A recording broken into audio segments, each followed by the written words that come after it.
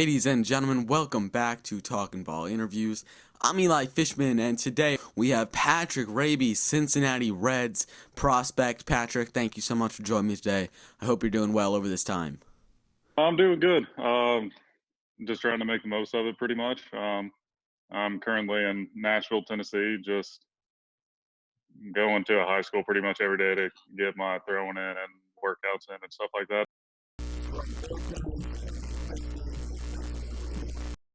I had not really thrown too many bullpens right now, just trying to kind of limit the, I guess, stress on my arm a little bit, but I'm definitely throwing every day. Kind of still doing a bunch of throwing for from a throwing program that the Reds have given me and stuff like that. But um, I'm I'm working out. Yeah, there's weights at the high school baseball field that I've been going to, and just been trying to utilize that. It's not everything that I normally use, but it definitely gets the job done.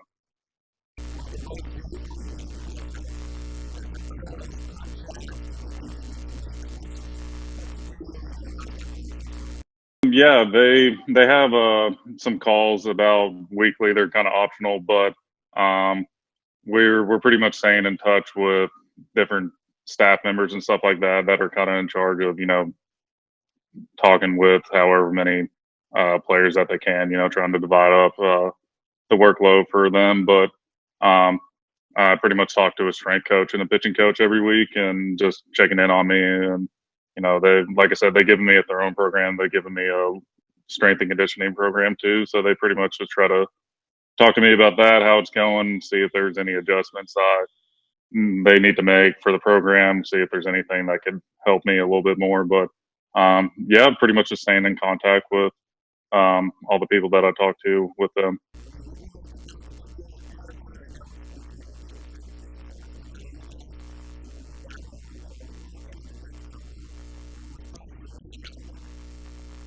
Yeah, we for pitchers, I think they had a decent amount of guys that went to instructs that they had before spring training. Um, I wasn't in that group, but I got there probably 2 or 3 weeks before we got sent home. So at least I kind of got a little bit of a taste of it and what spring training was like. But I mean, yeah, we were not playing games or anything yet. We were about to start facing hitters, and the I think the day after that they kind of shut everything down was when I was supposed to start throwing the hitters. So I got, I didn't get to do all that good stuff, but um, yeah, I'm just glad I got to go out there and at least experience it a little bit, because that's all kind of a mystery to me, and some of the other guys too.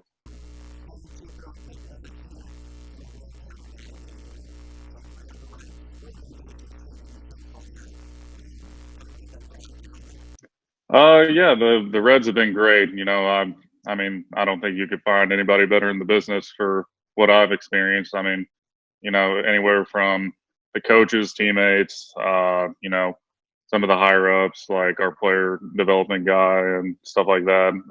Eric Lee's done a great job with the Reds, and you know, uh, getting his hands on the guys that he wanted and developing them how he wants. And um, yeah, the draft day too was special for me. I didn't really have any clue what was going to go on during the draft. I was just kind of playing it by ear, and um, I had a couple teams text me right before I got drafted asking me if I was still interested in playing baseball. And to me, that's like a dumb question, because of course I wanted to, but they had to do their job and make sure that that's what I wanted to do. But um, I think I got a couple texts from different teams, and I didn't know anything. And the next thing I didn't even get a call from the Reds or anything like that. I just saw that my name popped up on like the little draft tracker Twitter account, and I was like, "Well, that's a heck of a way to find out." But I was so happy. That's all any baseball player ever looks forward to doing, is playing professional baseball, and I was finally getting a chance, and it was exciting. It was definitely a special day.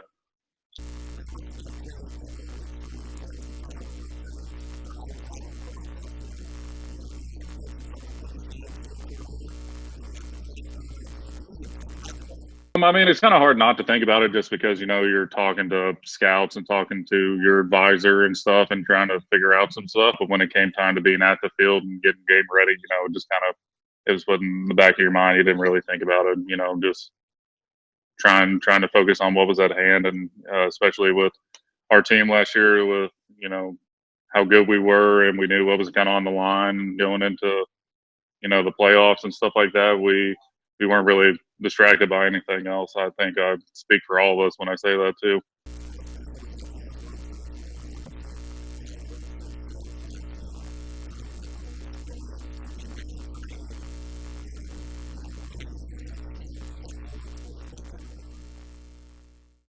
Yeah. I mean, I've always wanted to go, even if it was just as a fan. I've never really made it out to Omaha, and that's partly that a big reason why I decided to go to Vandy was because I knew that they were a contender and that that we were going to give it a good run every year, and along with like player development and stuff like that, I knew I was going to get better by going to Vandy. But TD Ameritrade and Omaha was pretty much everything that I thought it was going to be and more. Just you pretty much go out there and as a player, you're almost treated like a rock star for 2 weeks. It's awesome. And the 4 years that I was at Vandy, I definitely think this was the most special one that we had. I mean, we were so talented, and obviously I think we tied the record for draft picks out of the team, and we were just so close knit too. I mean, everybody loved each other. There was no internal conflicts ever, anything like that.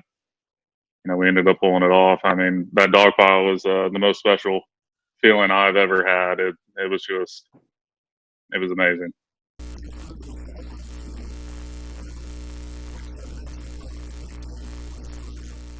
So just kind of my arsenal. I just throw a four-seam fastball, a 12-6 curveball. I just grip it like a traditional curveball, but the way that my arm and everything is, it's pretty much 12-6, and then I just throw a circle change. My mentality, I especially have been kind of keened in on this for the past year or so.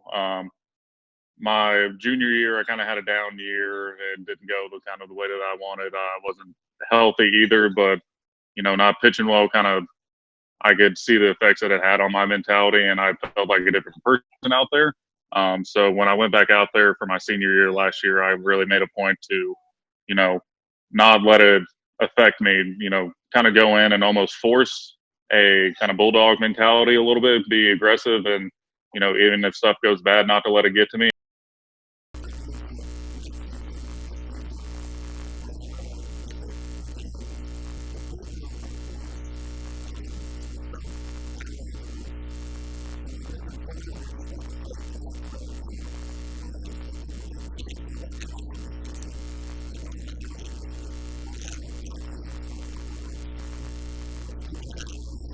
I heard about that one, and when I saw that, I immediately we have a group message from some of the guys that I played with in Greenville last year, and just kind of asked them if they have heard anything about it, if any of their agents, because I think it said that there was agencies out there that were being told that they got a call from Major League Baseball and stuff like that, and uh, some they didn't hear anything. I texted my agent see if he heard anything, and he said he hadn't.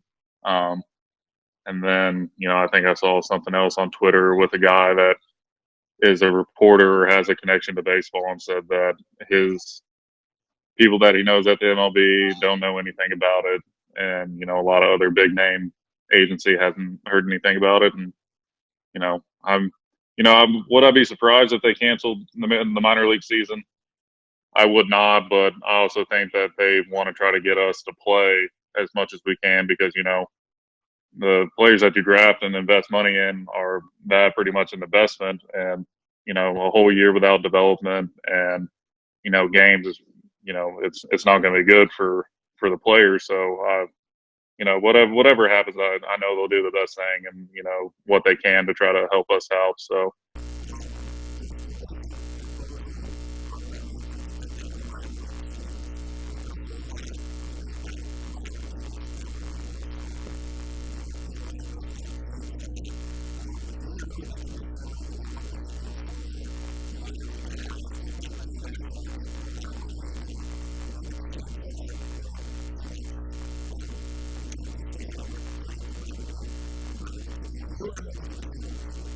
Oh, that's a pretty hard question because yeah, I'm trying to put myself in those shoes of a big time businessman. But